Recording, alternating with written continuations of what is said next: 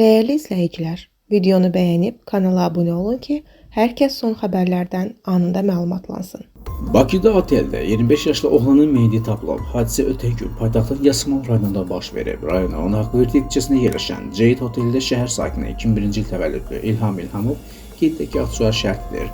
Üzərində zorakılıq əlamətləri görünməyən meyidi tapılıb. Faktla bağlı araşdırma aparılır. Allah rəhmət eləsin, əzizlərinə, yaxınlarına səbr diləyirik. Ata Abdullayev azadlığa çıxıb. Məlumata görə, daha əvvəl Azərbaycan Respublikası Cinayət Məcəlləsinin 182.2.2-ci maddəsi ilə tam olaraq barəsində həbs qəti imkan tədbiri seçilən Ata Abdullayev barədə məhkəmə qərarı dəyişdirilib və o azadlığa çıxıb. Qeyd edək ki, onun barəsində həbs qəti imkan tədbiri Səbail rayon məhkəməsi tərəfindən seçilmişdi.